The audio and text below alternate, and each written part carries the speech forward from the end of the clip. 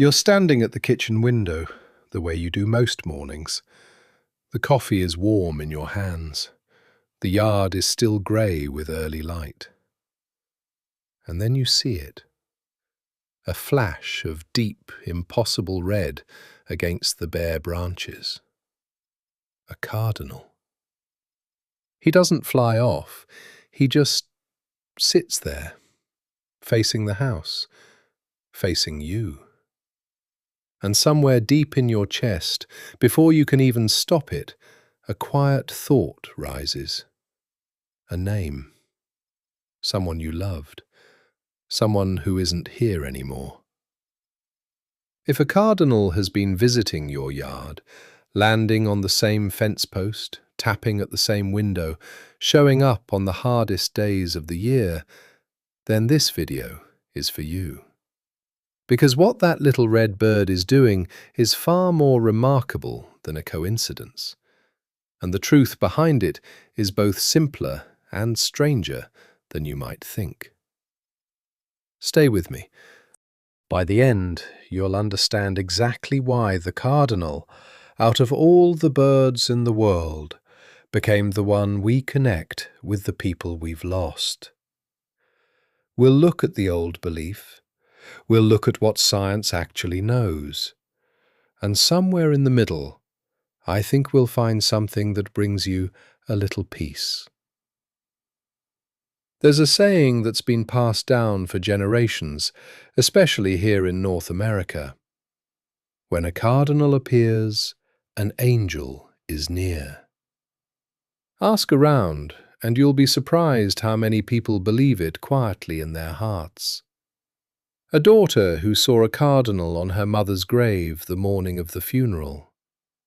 A widower who swears a cardinal landed on the railing the first Christmas he spent alone. A son who watched one tap at the window on what would have been his father's birthday. People don't usually say these things out loud. They're afraid it sounds foolish.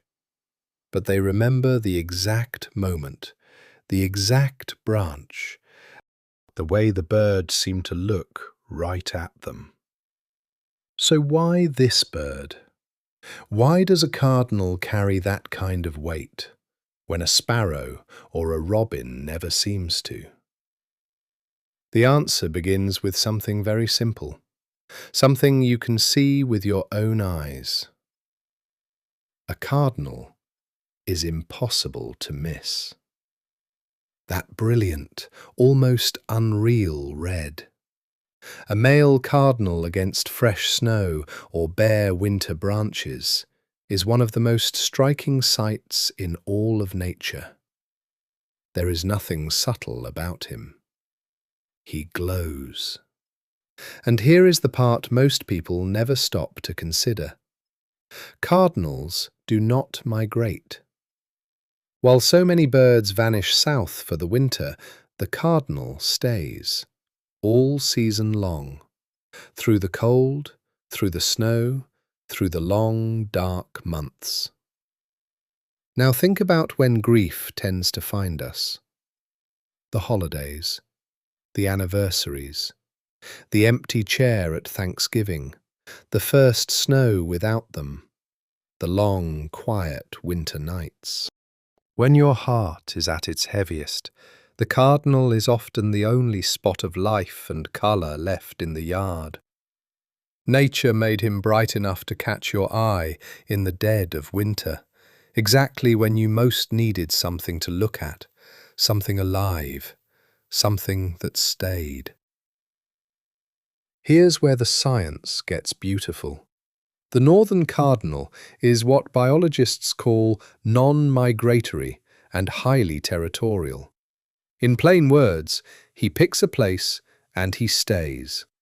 A male will hold the same territory, often the same half-acre of yards and hedges, for years, sometimes for his entire life, and a cardinal can live a long time, 13, 14, even 15 years in the wild.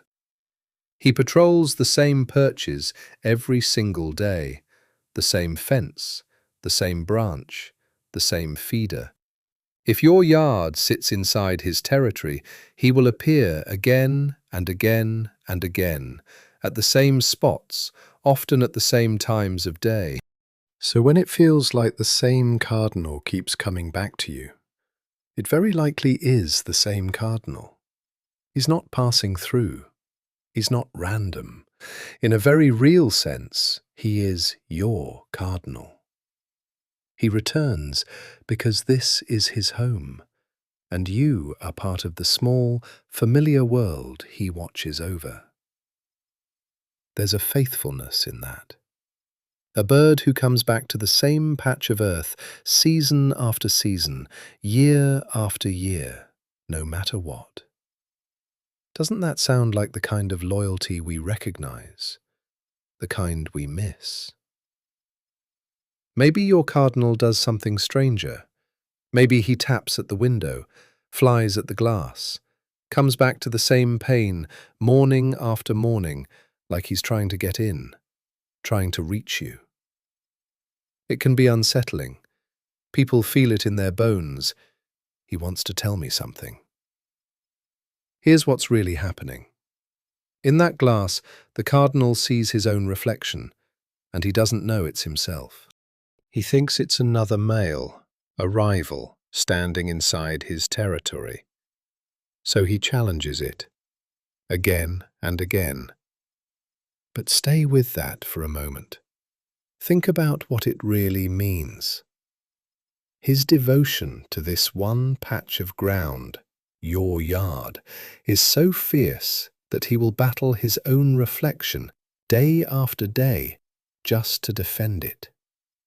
The behavior that feels like a desperate message is, underneath, an act of pure loyalty to home. Even his stubbornness is a kind of love for the place, for your place. There's one more thing about cardinals you should know. They go through life in pairs, and during courtship, the male does something extraordinary. He gathers a seed, hops close to the female, and gently places it in her beak. Beak to beak. For all the world, it looks exactly like a kiss. It's one of the tenderest sights in the entire bird world. A devoted couple, side by side through the seasons, sharing food, raising their young, staying close. For anyone who has lost a husband or a wife, a cardinal can land in a very particular place in the heart. To see the pair together, or to see a single male lingering on the branch, waiting, well, you don't need me to explain why that one stays with people. Now, you might be wondering, is it real, or are we just imagining it? And I want to answer that gently, because it matters. We human beings are meaning makers. It's one of the most beautiful things about us. And grief sharpens everything. It makes us pay attention. It makes the whole world feel like it's speaking to us, because the one voice we want to hear has gone quiet. So when a vivid red bird appears at the very moment your heart aches and holds your gaze, the timing feels personal.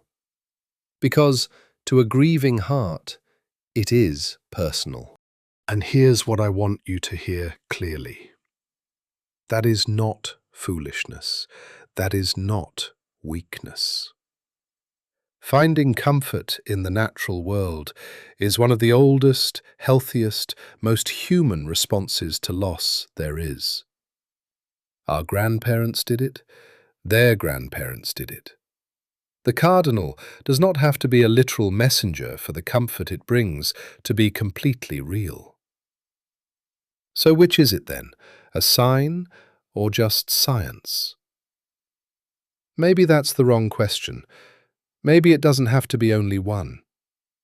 The science tells us the cardinal is a real, faithful, year-round neighbour who returns to your yard because it is his home, and who survives the winters that take so many others.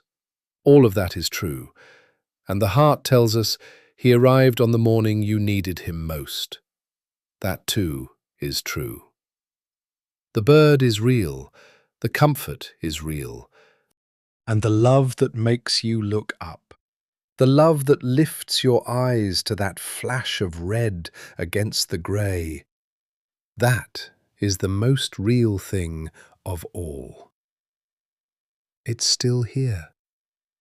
It never left. It just found a new colour to wear for a while. If you'd like to keep your cardinal coming, and I hope you do, here are a few simple things that work. Cardinals love black oil sunflower seeds and safflower seeds. Safflower has a wonderful secret. Cardinals adore it, but squirrels and many bully birds don't care for it, so more of it stays for him. Give him a sturdy place to perch. Cardinals are larger birds, and they like to sit and eat, not cling and flutter. A platform feeder or a good hopper feeder suits him perfectly. Watch for him at dawn and at dusk. Cardinals are famous for being among the very first birds to arrive in the morning and the very last to leave at night, visiting in that soft, golden light at the edges of the day. Plant a few dense shrubs or evergreens for shelter. Keep a little fresh water. And above all, be consistent, because he is faithful to this place. And consistency is how you honour that. You keep his world steady, the way someone once kept yours. So the next time you're at that window, coffee warm in your hands, and you see him land on the fence, you'll know. You'll know he's defending the home he chose. You'll know he survived another winter.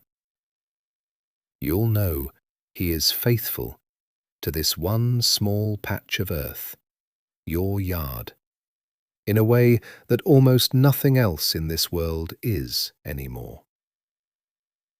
And maybe, just maybe, he showed up today for a reason that science will never quite be able to measure.